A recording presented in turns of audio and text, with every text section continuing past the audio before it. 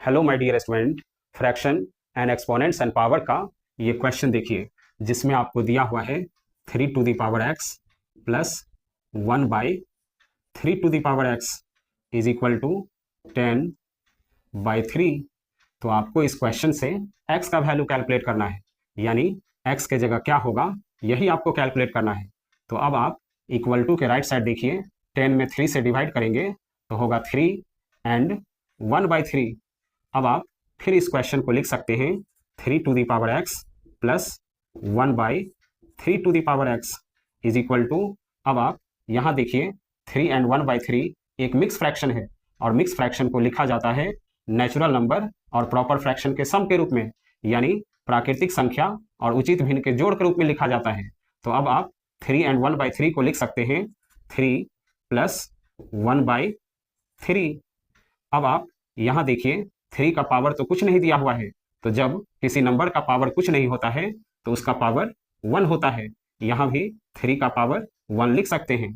अब आप equal to के बोथ साइड कंपेयर कीजिएगा तो इक्वल टू के बोथ साइड सेम पैटर्न में लिखा हुआ दिख रहा है। तो अब आपको यहाँ से पता चल गया कि 3 to the power x is equal to 3 to the power 1 होगा, और 1 by 3 to the power x is equal to 1 by 3 to the power 1 होगा। तो आप इन दोनों में से किसी से भी x का वैल्यू फाइंड कर सकते हैं। तो 3 to the power x is equal to 3 to the power 1। तो जब इक्वल टू के बोथ साइड बेस इक्वल होता है तो पावर भी इक्वल ही होता है। तो अब बेस कैंसिल हो जाएगा तो x इज इक्वल टू हो जाएगा 1।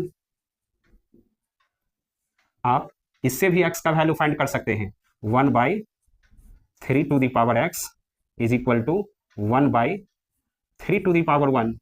अब आप इक्वल टू के बोथ साइड रेसिप्रोकल कर देंगे, यानी उलट देंगे, तो हो जाएगा 3 to the power x is equal to 3 to the power 1। यहाँ भी इक्वल टू के बोथ साइड बेस इक्वल है तो पावर भी इक्वल ही होगा। तो अब बेस कैंसिल हो जाएगा तो x इज इक्वल टू हो जाएगा 1।